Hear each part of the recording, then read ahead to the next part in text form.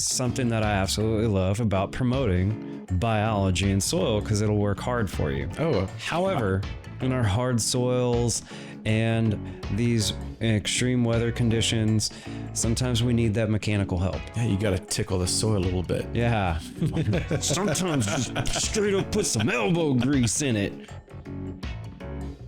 All right. Hey, everybody. Welcome back to the More Than Grass podcast. And I am back with Justin Grappon of Grappon Gardens. What's up? How you doing this morning? Man, I'm so happy to be on the podcast again. We cover the best topics, man. I have so much fun. My brain lights up every time we come in here. Dude, I love it when you're here too. And today, just so y'all know, we're in the middle of September. Yes. Fall is pretty much here. We've gotten like a little teaser of the fall, you know? Well, it's Texas fall. Yeah. So we don't get cooler weather like other states do, but we do get cool enough to start causing problems. And the cold weather is on the horizon, right? We know it's coming. There. It's coming. Yeah. You know, maybe it'll be a little delayed. Who knows? But it's definitely on the horizon. So now is the time to start preparing for what's coming and what's already a little bit happening. Or we've had, again, another rough season, a hurricane, then it rained for like a straight week after that. Whew, right? Man. And, you know, anybody in our industry would say rain's a good thing.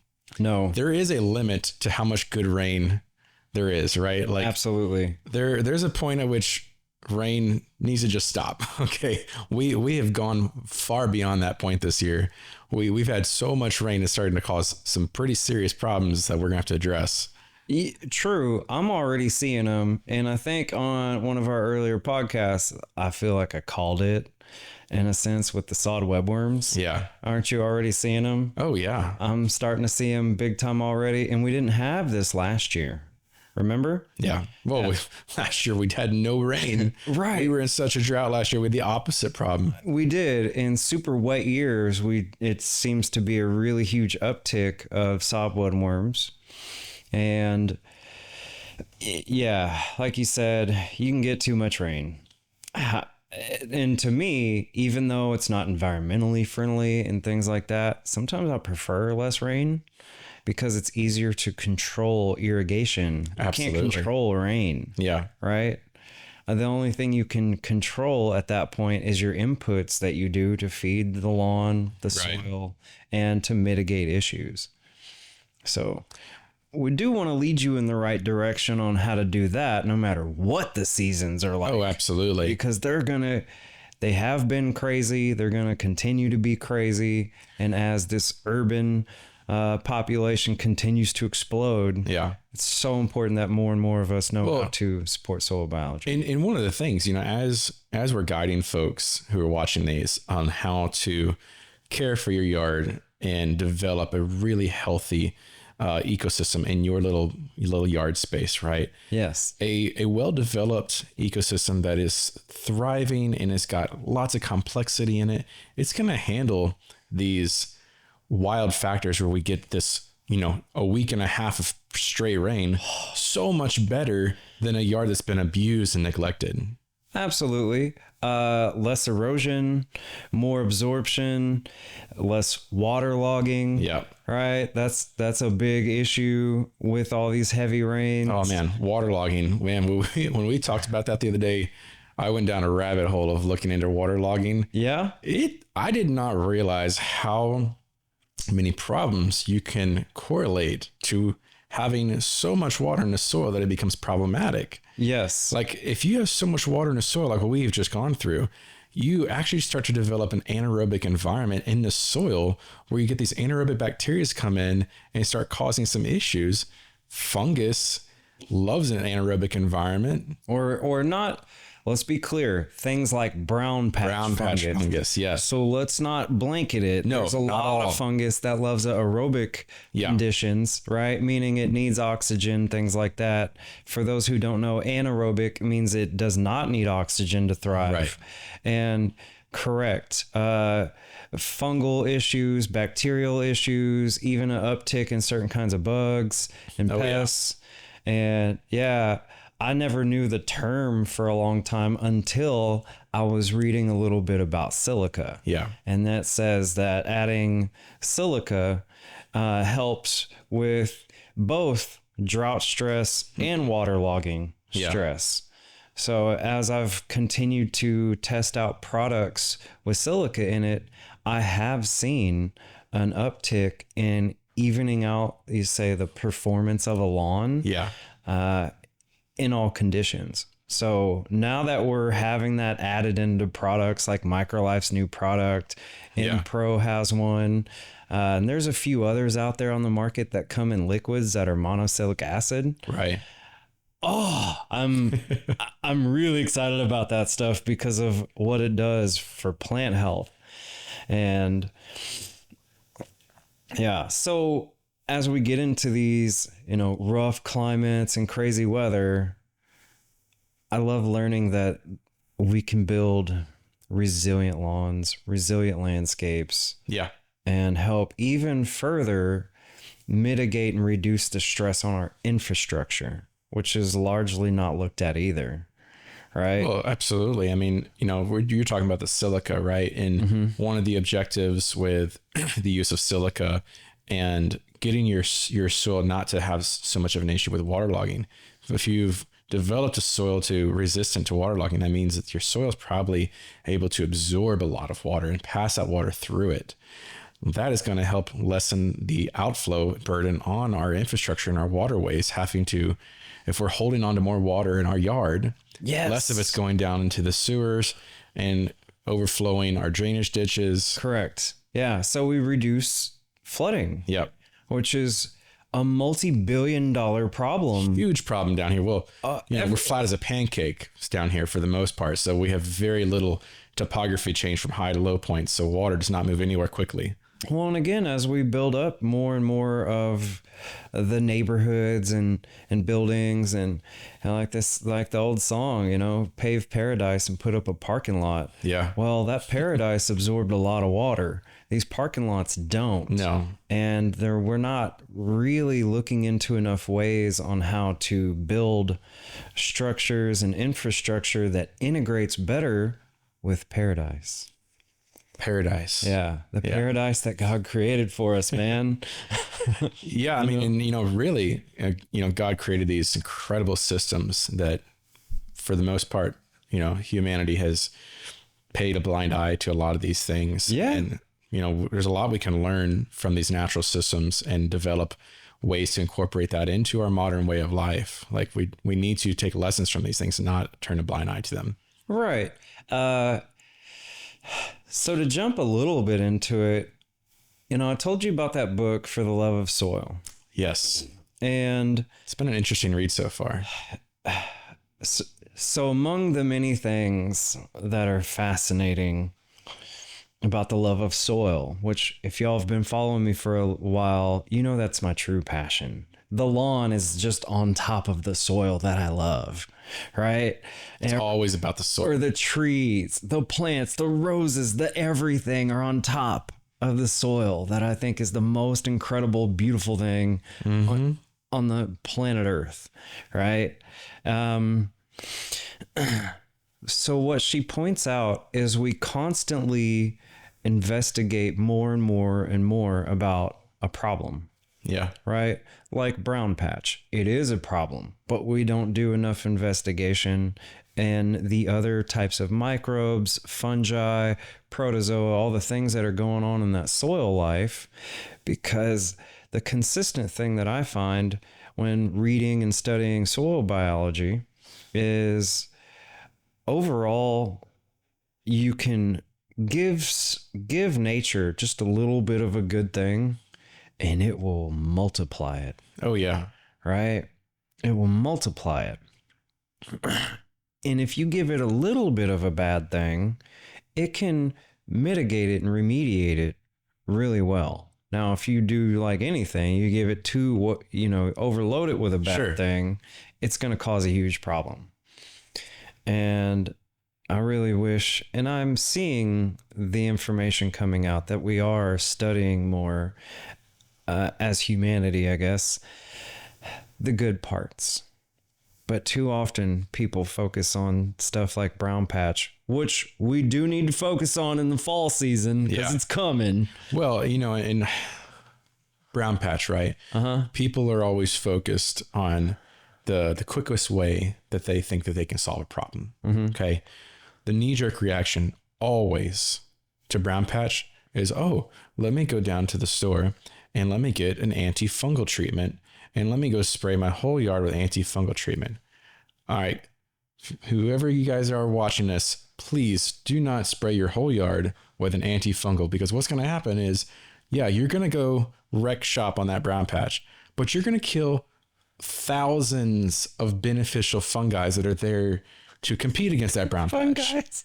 Like there's so many funguses in your yard's ecosystem that are doing tremendously beneficial work in your yard, and they're not causing any problems. In fact, they're going to try and beat the brown patch out of your yard.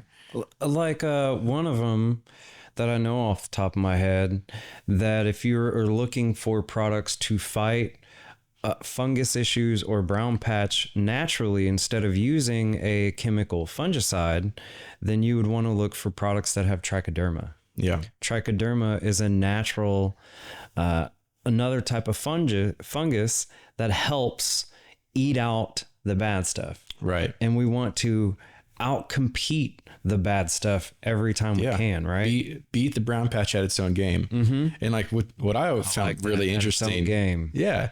So when I was doing some research on brown patch a couple of years ago, one of the things that I found was engaging is that when you look at like the hierarchical structure of funguses that are existing in your soil environment here, brown patch is not actually a particularly strong fungus.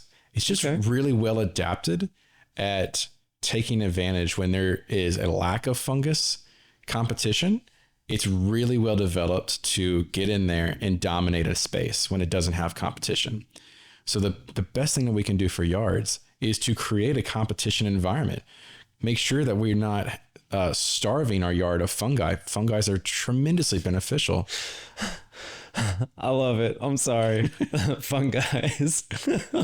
Yes. Fungi is incredibly beneficial. And the good thing is there's more and more stuff available on the market that have fungal inoculants. Yeah.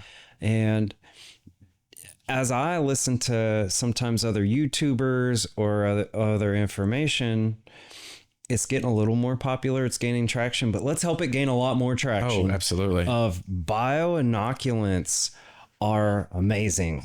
Yeah. And depending on the situation, I'd say if you're a starter at this, then go crazy. To some degree, right? With inoculants and soil food and putting it down, because chances are you need to mitigate what you've done in the past with like the weed and feeds and the fungicides and the pre-emergence and so on and so forth, right? It's like swords hit me. It hurts. So it needs to be a robust amount in the beginning. Yeah. But then the kicker is this, okay? Again, kind of going back to what this lady, I think her name is Nicole Masters, says, then all you got to do is tickle the soil. It's just tickle the soil. Huh? I love it. Yeah, we're just going Gucci goo, baby. Give it a little tickle. And so that means like give it a little biostimulant, right? Yeah. Molasses, seaweed, a little more bioinoculant. And with the weather the way that it's been, with the waterlogging that's been happening, it's very important to continuously tickle your soil. Okay? Because something that I had a hard time understanding for years is the reason for continuous stuff. Right. Dude, I'm in the lawn care industry and it took my brain like years to wrap around. There is a reason for the scheduled fertilizers. Do I like a lot of their schedules and those specific products? Absolutely not. No. But there are products and the timing of the schedule is still relevant. Yeah. Right? So we got to kind of stick to that timing to some degree to keep tickling the soil for our turf, right? But then as we have these events like the hurricane, the week and a half of rain, it's good to get back out there and tickle it again, sometimes in between time. Yeah. Right? So what else? You said it's not that much, like not the strongest fungi. Have you found things or tried stuff that you think works really well naturally to compete it? So, I mean, my general approach to fighting against brown patch fungus is to beat it before it shows up, right? An ounce of protection is worth 1,000 pounds of cure. And, you know, like I said, with brown patch is very well adapted for taking hold when it finds that Goldilocks environment for it, right? But when you're fighting it, it's hard to fight. Brown patch does not fight fair. And when you fight brown patch, you want to fight it hard, right? Yeah. But if you can avoid brown patch from showing up in your yard in the first place by not giving it its ideal environment, then you've already beat it at its own game, right? And the way you do that is during September, and really it's once we've gotten past those 100-degree days and before we start getting our significant cold fronts. That's your window of opportunity to prime your yard full of so much fungus activity and so much competition that when that brown patch shows up with the first cold front, it's going to come in when we get a really big one. And we're going to have the pristine environment developed overnight for brown patch to do its thing. True. And if you're not prepared for it this season, I guarantee you're going to have brown patch this season if you do not prepare. Look, I hate to be the killer here, but I guarantee even if you did prepare for it, it's a high likely. Oh, absolutely. Because especially if it stays really wet. Yeah. I mean, the Goldilocks environment for brown patch to thrive is almost complete. We're just missing a few pieces of the puzzle, but everything is moving into position this year. So let me ask you, I feel like this is a dumb question for me. I should know this already, but I don't. Bermuda gets brown patch, right? It does, but not.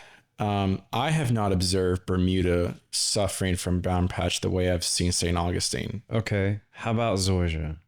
Or do you don't have any pre-knowledge on zoysia's impact with that. The most that I've looked up, it's not a predominant thing. It seems like it's mostly predominant St. Augustine lawn. For sure. If you're in the Houston area, Galveston County, Brazoria County, areas like around here in the southern Gulf Coast, largely you have St. Augustine. Oh, absolutely. St. Augustine, probably more than 90% of all the grass that we have in this area. Easily. So if you're curious, I'm willing to bet you have St. Augustine. Yeah. And you can tell because the blades are way fatter than Bermuda and zoysia and things like that. Yeah. So some measures to take to get ahead of the brown patch. So what I recommend people doing is using a two-part combination. For during September, I want people to use the Microlife Brown Patch 513. It is a really terrific fertilizer while at the same time being absolutely packed full of beneficial fungi that are going to go in there and start providing competition, right? Competition's our friend in this scenario. So you know what's one of the components of the Microlife, what is it, 513? The 513 brown patch? Yeah, is cornmeal. Cornmeal, yeah. Okay, and cornmeal, if you look up the information, is all over the place and has been for years, is an excellent way to fight fungal problems and brown patch. Yeah. So that is a component in there, along with the trichoderma fungi. Yeah. Yeah. So the other part of that equation, what I always recommend is alongside using the brown patch 513, also putting down a dose of the microgrow from Microlife. So the microgrow traditionally we use that product for a root stimulant, for immune system boost for the soil. And it's also, again, packed full of fungi, right? Mm-hmm. There's so beneficial fungi. Yeah. Beneficial fungi. And basically the game is simple. The game is increase the level of fungi competition in the soil, right? Do everything you can to create as much complexity as possible.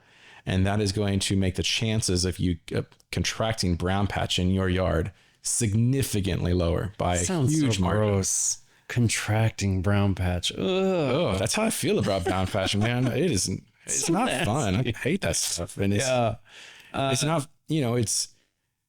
of icky, and then it's hard to fight it too once you get it. Well, things that also help alleviate it is generally it's known that it's in compacted areas. Yeah. And compacted areas contribute to waterlogging. Yes. Way faster, right? Because it's not having that porosity, that flow. It's not having that exchange of gases and oxygen. Yeah. So even taking like a small aerator, right? Yeah. A hand aerator or a foot aerator, and aerating those small sections. Like if you have a smaller lawn, aerating those, because what I see work best is if you are really able to take the time and create those holes, then drop something like the microgrow granular in the holes, because now it's getting it in the soil profile 100%. Where the problem is at, right? Because then you've got tons of microbes in the soil that have gotten down deeper, like instantaneously, and they're going to start pushing and moving and contracting that soil around and start making all these little microscopic air spaces. Yeah, they promote one of my favorite terms, soil flocculation. Soil flocculation. Yes, they promote soil flocculation, which is essentially micro aeration of soil, but it's done microbially instead of mechanically. Which that's something that I absolutely love about promoting biology in soil, because it'll work hard for you. However, in our hard soils and these extreme weather conditions, sometimes we need that mechanical help. Yeah, you got to tickle the soil a little bit. Yeah. Sometimes just straight up put some elbow grease in it. So what I've done recently, and I'm going to be testing this theory further as we move through this season, because it's primed to really test out this, and moving forward, is instead of doing core aeration, I have put solid tines on my aeration machine. Okay. But I have the old, I say old, slightly older 25-inch Billy Goat. It had 8 tines on there. So what I did was they have, I want to say like 7/8 tines that are solid. Right. And then 3/8 tines. And so I did them staggered. Okay. Right. So then you get a big hole, a small hole, big hole, small hole, because I don't want a bunch of big holes. Right. But I still want the air, and I want to create all the holes. So just recently, I'm excited to see we've gone through it. Plus, the beauty of the solid tines is it's a lot less messy. Sure. Oh my goodness. Oh yeah. I mean, let's face it. Okay. Part of a little bit of a battle of lawn care and all this other stuff is we don't want a messy lawn. Yeah. Right. You want to be able to walk on it, dog go out on it, kids, and not track the lawn back in the house. Right. And so by putting on solid tines, I have significantly reduced the mess that a traditional core tine will produce. Right.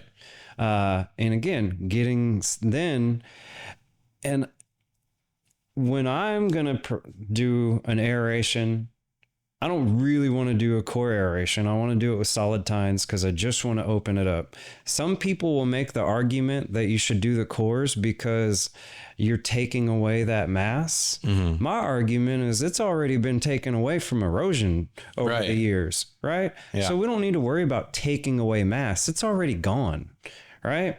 I'm trying to replace the mass. So I don't want to take it away.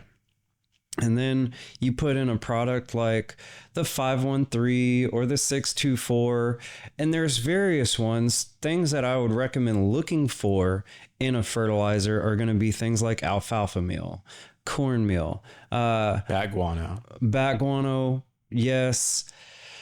I like have a debate in my own head about whether that's good for right now though, because the quickness that nitrogen would be available. Right. Whereas something like alfalfa meal and cornmeal is going to be a much slower release. Right. Whereas bat guano is going to be more of a quick release, even though it's a natural fertilizer. Sure. Right. Well, it's more available. Right. Yeah. Right. So that's just kind of like, you know, I don't know if I wanted to argue about it, what to look out for and why. Because if a bat guano is going to give you a quicker visual response. Right.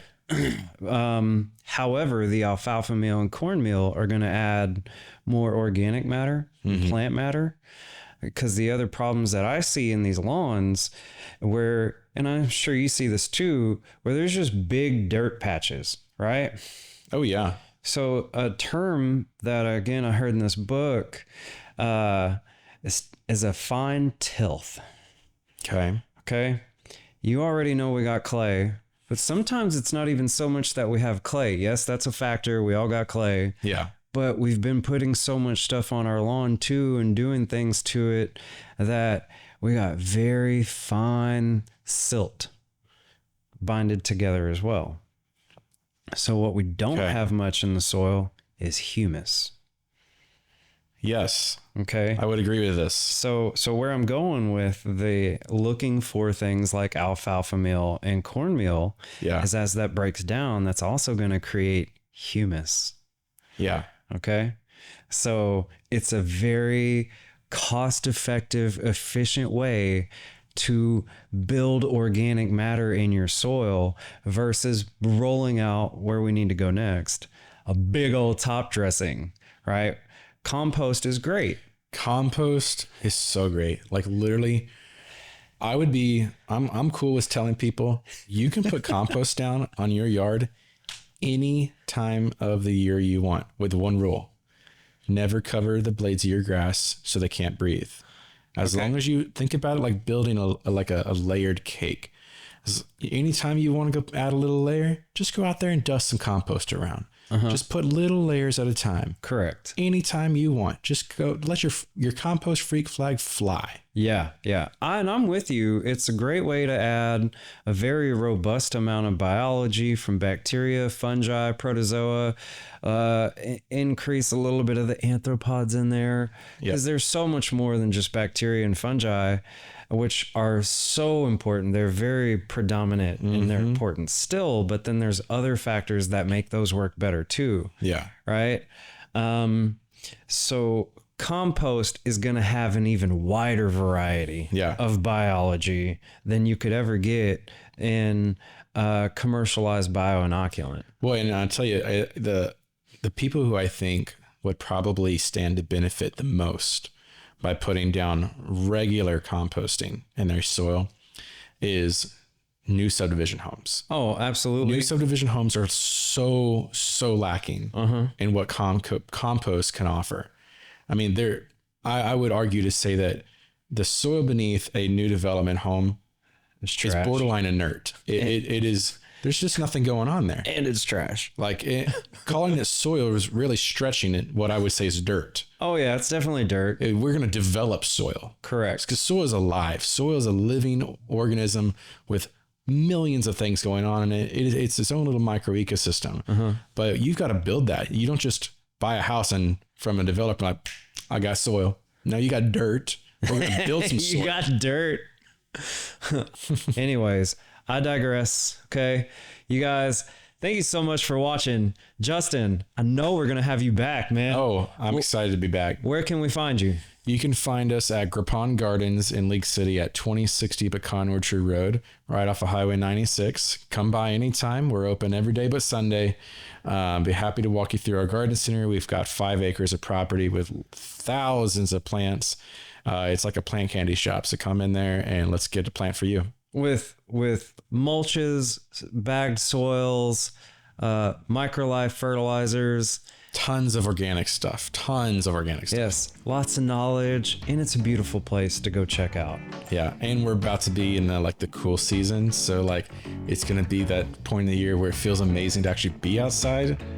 And if you get real lucky, he'll have some of the most amazing coffee you've ever had in this area. Oh yeah, we're gonna be doing some coffee tastings this fall once it gets cooled down a little bit. I'm pretty excited for those. Nice.